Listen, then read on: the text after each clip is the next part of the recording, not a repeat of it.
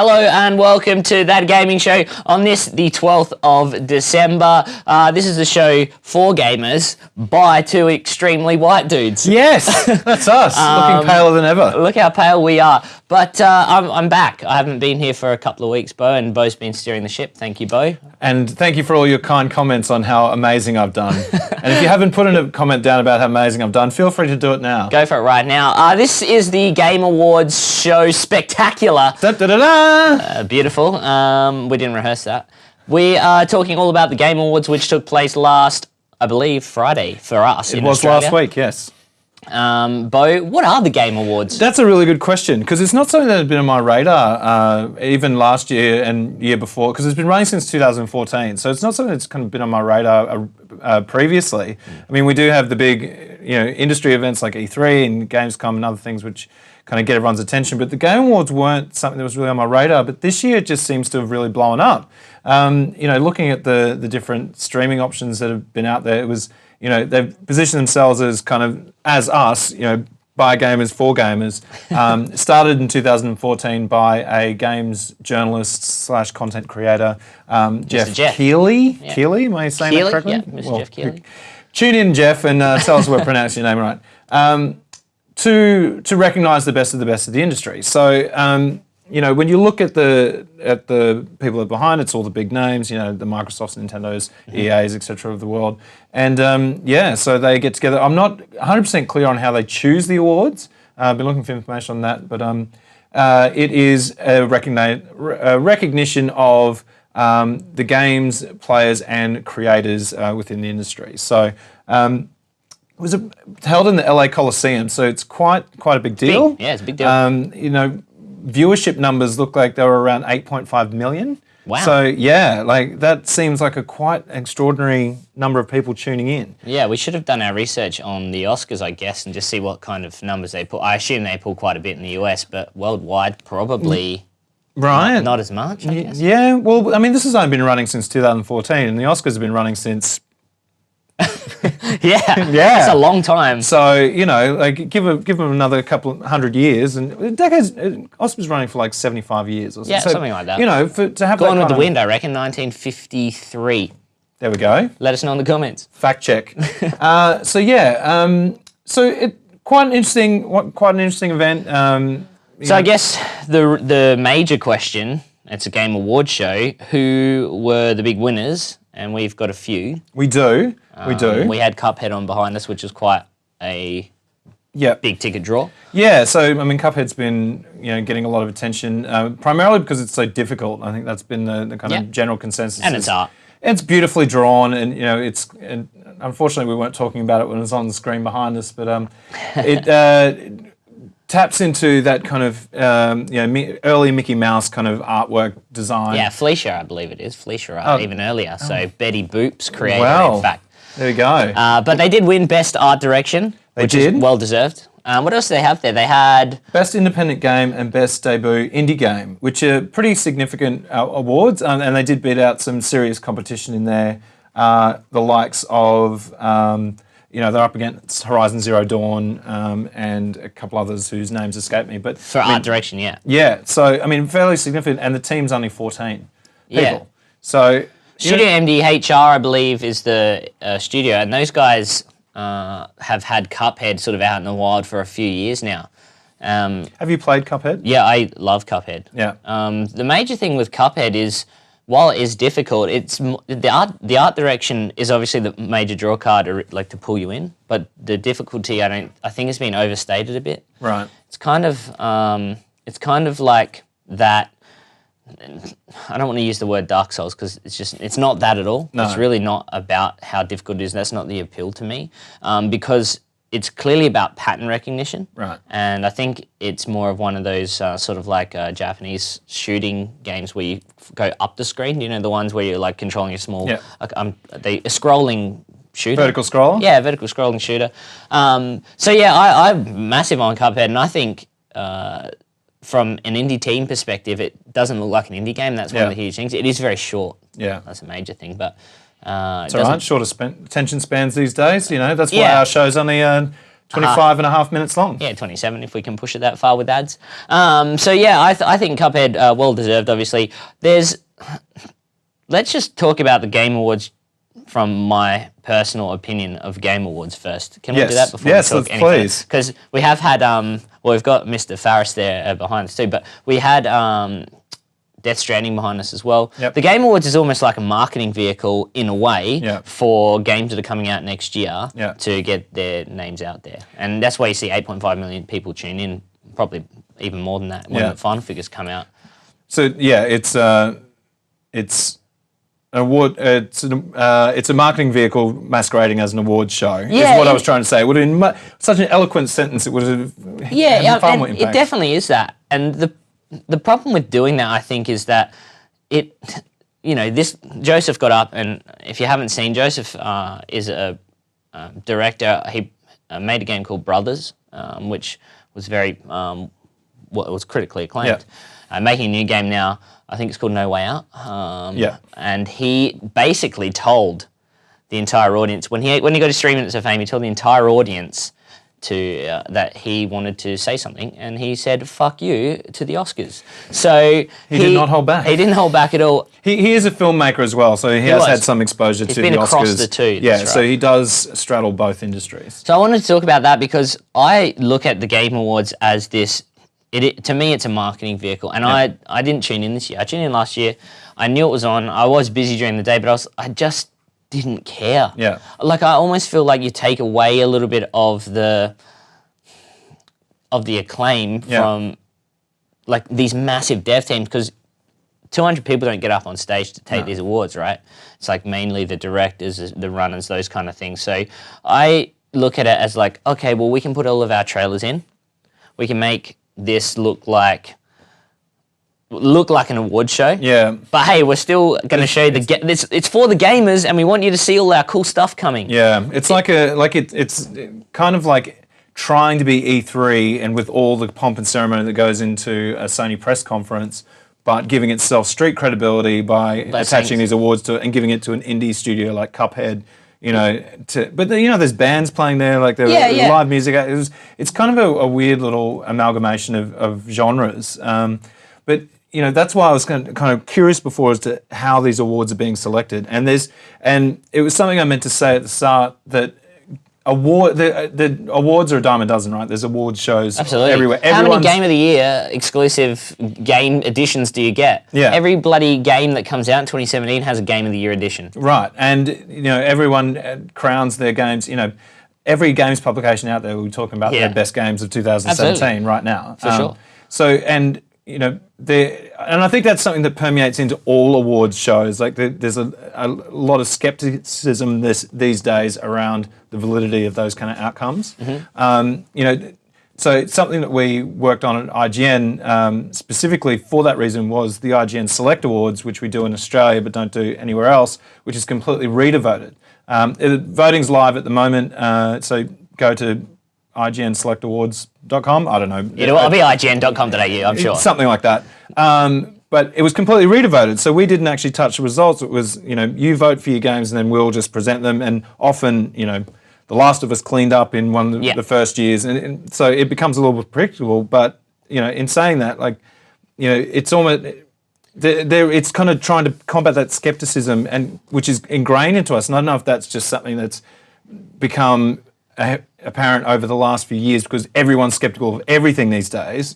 For something that I feel like it says it's the Game Awards, but it was, it had live music and it was showing trailers, and it was like, this almost feels like a Comic-Con or something as opposed to... Like a Comic-Con that's screened and that you're able to watch, and maybe you have some vested interest in the result in some way. Like, truthfully, the fact that Zelda Breath of the Wild won Game of the Year, which, no surprise, there it is, I don't think of Zelda any differently personally. No. Do you know what I mean? Like, the fact that it won a Game Award, that doesn't change anything for me. It doesn't change, and I'm sure it doesn't change anything for the most of the people that played it, So, well, even the people who haven't played it, like I never played Zelda. Yeah, and you're not like, oh well, now I know it's a good game. Go and get it. Yeah.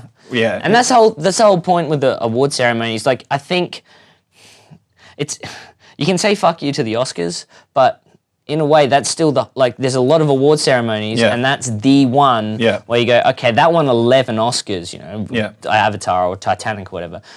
That it was a milestone in cinema in some way, but the Game Awards, while there's some great judges and some real big names, and obviously Kojima's Death Stranding trailer's playing behind us, it's not validity or that I'm looking for, but it's just some form of, I want it to be something that we look at and go, those games were definitely, like they changed the art this year and man, we're better for it. Yeah. And some of them, so those situations do allow for that, best art direction, for instance. But I don't know. I think it's like games struggling to be an art form in general. Like, we want to be like the other ones. We're trying to play with the big boys, so So let's fuck the Oscars. We're better. The Oscars. Yeah, that's how I look at it. Because the Game Awards didn't exist 5 years ago. Yeah, 2014. It's Jeff Keighley's brainchild, and he's kind of gone, well, I'm just going to get the guys that I used to hang out with to vote on these things. Yeah. Now, what makes that any more valid than Kotaku's best of, IGN Select Awards? Yeah. Like, what is the best game? Gaming is way too subjective for that. Yeah. The Room is a bad movie. There's not, you know what I mean? But it's become this cult. It's never going to win an Oscar. Yeah. But it's become a cult classic for a different reason. Then you've got I thought you were talking about a specific room. I was like, please tell me more about this room. That room over there. No, but that kind of thing, you can see in cinema the differences between good and bad, how things are shot, how things change things up. But do you think that translates over? So, for example, when Kate Blanchett's in her next film, they always say, Academy Award winning Kate Blanchett. So, is there an equivalent in games where you could say, 10 times E3 Game of Show winner Hideo Kojima, produce it, so he's a rare example where you would go, it's a Kojima game, so I'm going to buy this. And Naughty Dog as a studio is producing something, I know it's going to be good because of the quality they've produced in the past. But they're not tied to awards though, they're tied to the quality of their work. So so outside, and that's judged independently. I think that some people will hear the name Naughty Dog and be like, okay. They did all the Uncharted games. I don't really like those. It's not another COD. I'm not going to play it. You know what I mean? I love Naughty Dog stuff because it's very narrative driven. Yeah. Amy Hennig, who worked on the first Uncharted, then went to EA to do the Star Wars Visceral, the game at Visceral Studios. Yeah. Visceral got shut down. Amy Hennig's not doing that anymore, of course. But I was excited for that Star Wars game more than I was for Battlefront 2 because it's more of the game that I want to play. Yeah. So I think there is a level, you get to a level in game and it takes a long time. Yeah. And these people have built up their portfolios over time. Which is similar to film. It is, cinematographer on different so you don't see a lot of indie directors come in and straight away get I guess, what would you call it? Not a best picture winner, but even best director, you don't see a lot of first timers necessarily grab that. I don't think anyway. Well, look at Cuphead. That's a first timer in a small studio that created something really big and exciting, in their first time out. So that's the Blair Witch version of. I don't know if Blair Witch won any awards. Fact check in the comments. But small independent film that made it big. Cuphead could be have this cult following. I think Cuphead will certainly launch those guys into their next project. They'll all go work at Naughty Dog. Yeah. But Studio MDHR will definitely get another contract or get money from a publisher. And the next thing that they produce everyone will be like, it's a Studio MDHR game. Oh, they won 3 Game Awards in 2017. That's what I mean. No one's going to say that. No one cares about that because it's so irrelevant. Yeah. That's I love the fact that we can have an event that celebrates video games. Yeah. Let's just give out awards. That's great. Yeah. But I truly don't understand what the angle is. Yeah. That's. Jeff I Keighley. think it's celebration of the industry. That's great, and that should happen, and it should definitely happen. I don't know. Yeah. No, and I've been involved with another awards process recently in a completely different category in booze industry. Right. And same thing, everyone in the industry, so the people who not so much the consumers, but kind of bartender level, are highly skeptical of the awards that are given out because they're like, it's just whoever pays the most wins. Right. And so you look at that and, isn't it the same with games, which is, similar kind of stakes level? Because if you look at the sponsors list on, not the sponsors list, they refer to them as the advisory board. It is Activision, AMD, EA, Kojima Productions. It's all the big ones. Microsoft, Nintendo, Rockstar, Sony, Ubisoft, Valve, Warner Brothers. Yeah. Okay. So, it's all of them. I completely get that. Like you can't actually get an award show that has a better board. That's for sure. I just. Well, but I mean, then that challenges the validity of it. Absolutely, yeah. Oh, Kojima Productions is producing tonight's event, and he wins the award for it. Absolutely. Yeah. And Kojima obviously got a huge reveal on stage of Death Stranding's new trailer. So, there's already this mythology around Kojima. He's not going to win any awards this year, but we're already building to the 2022 Game Awards. Kojima, Death Stranding wins 3 awards for art direction. Do you know what I mean? Yeah. We're already setting these people for the babies in the soda bottles. Yeah, the babies and the thumbs up and all that sort of stuff. So, I love that there's a celebration of games. Yeah. But there's so many that happen throughout the year that the Game Awards to me just doesn't hold enough weight. I don't know. Yeah. Is that I think reasonable? No, 100%. I'm just curious as to what you do to combat that. Have it audited? Yeah, sure. I think I really like the reader voted system that IGN have in place locally because I was part of putting that together. Yeah. No, for that very reason, because I'm a highly skeptical person. Yeah. And I think gamers in general are highly skeptical and highly cynical. So I think that it's in its 3rd year. Everyone's kind of drawn in by the spectacle of what it is. You can see how slick it is behind us. It's held in the Coliseum. There's big stars from gaming world there, kind of doing their thing. Does it continue in this format? Because I don't begrudge anyone for building a platform for getting their marketing message across. I mean, that's what we've done. We're both in media. That's exactly what media platforms are out there for. So don't begrudge them that. But I think gamers are highly cynical people and highly skeptical. And I think unless you have that, you really focus on the credibility of it, then we'll just be whatever. Unveil the trailer, sure, great. I'll jump on for that live stream. But outside of that, I think it's a very, like I say, skeptical and hesitant audience, so you need to be smart about it. I think that it does raise some interesting things about the idea of celebrity. So obviously in film and TV, there's people that are highly regarded for their skill set. Yeah. And there are a lot of people in the games industry that, from developers down, that have an incredible skill set and have written incredible narratives, incredible writers. They're incredible graphics people. They're incredible at coding. Now, these people don't necessarily get a lot of money, and they don't necessarily get a lot of acclaim. A lot of people that are building these things get a name in the credits and maybe a few that extra no one ever watches. Yeah, and maybe maybe a few extra 100 Twitter followers.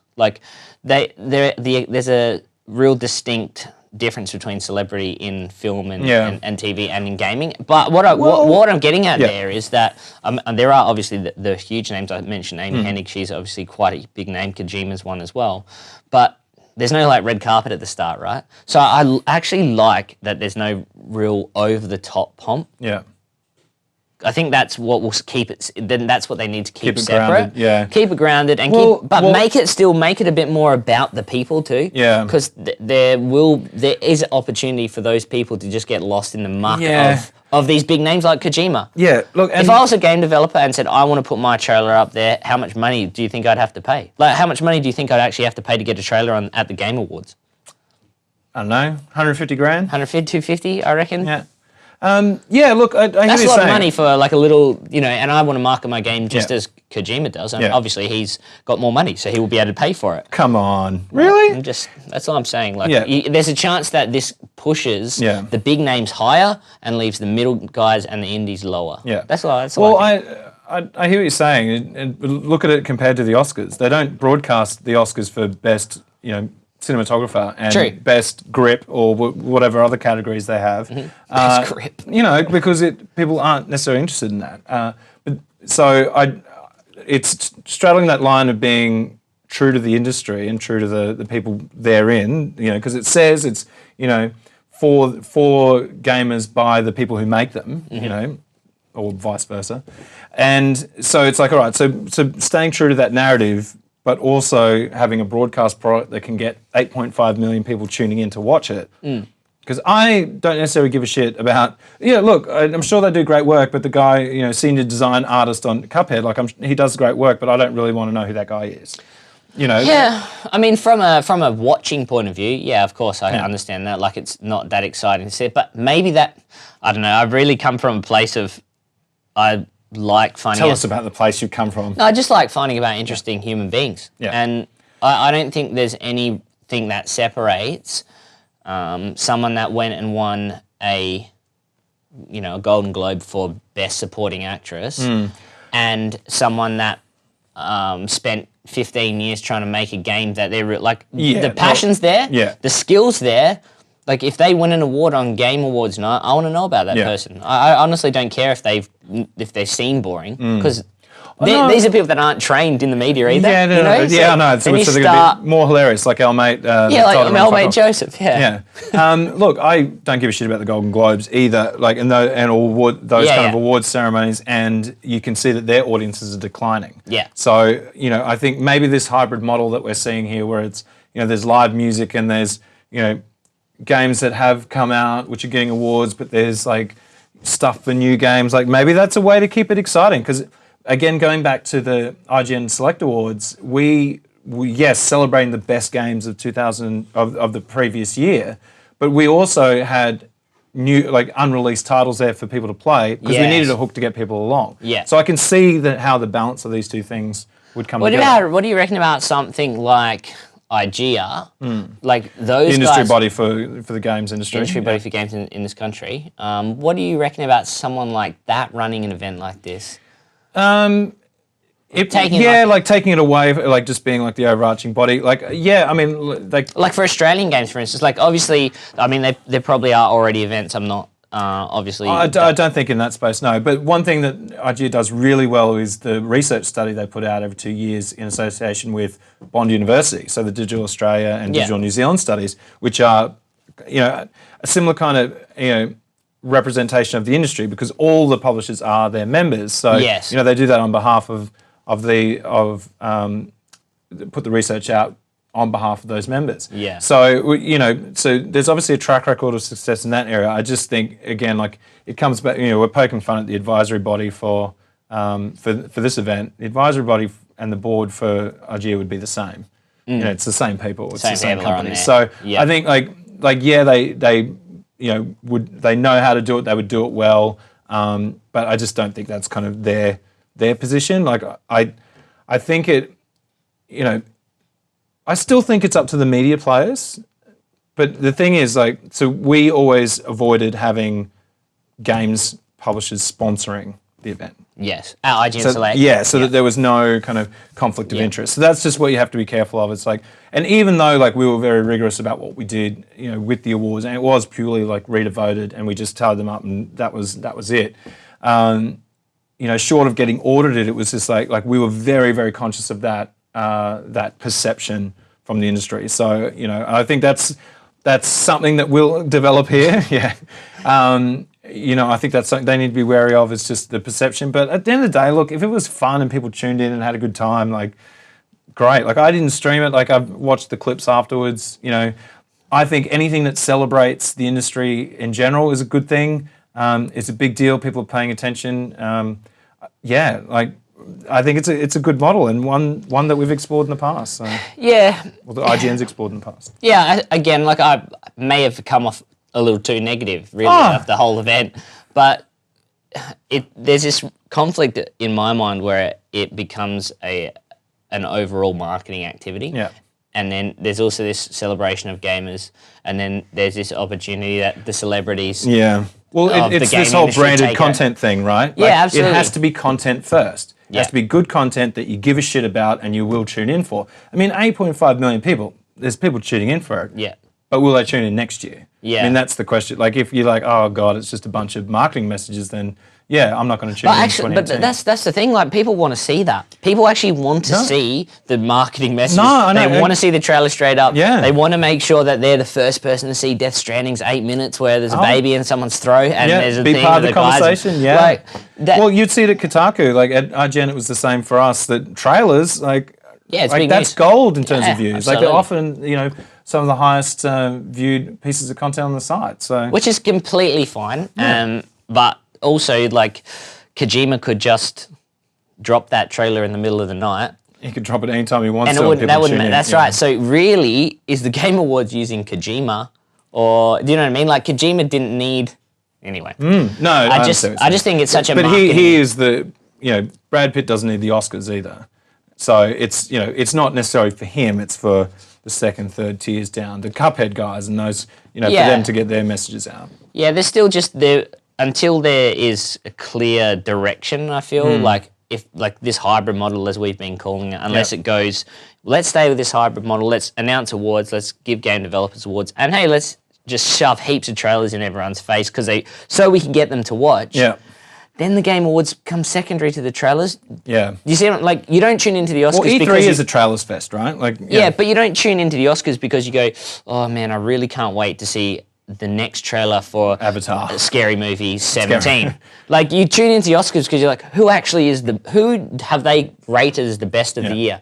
Now, if I'm tuning into the Game Awards to see Death Stranding, instead of tuning into the Game Awards to see who's the best indie, then it takes away from the Game Awards being that relevant anyway. Yeah. No, I hear what you're saying. So at the end of the day, fuck the Oscars, but don't fuck the Game Awards. I guess. Yet. No, the Game Awards. yet. Yeah, not yet. Keep your fucking to later.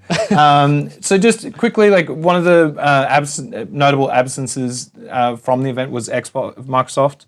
Not really doing anything, and they had the Xbox One X come out this year, which is amazing. It's powerful.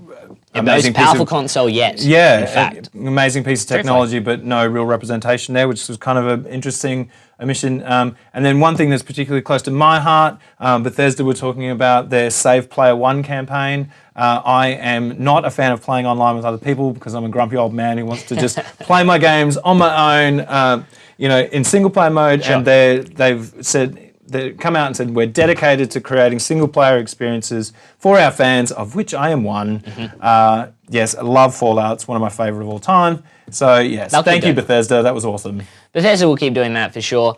Xbox's notable absence. I don't think it really matters at this point in the year. All the eggs are in the basket, and they did have PUBG come out today. Yeah. PUBG, depending on how you pronounce it. We'll be talking about that next week, actually, probably when Nathan Lawrence joins us on the desk for a little bit more of that gaming show. That's all from us today. Thank you so much for watching. Say goodbye to this man over here to my right. And then say goodbye to this man over here on my left. We'll see you next Tuesday, guys. Thank you very much.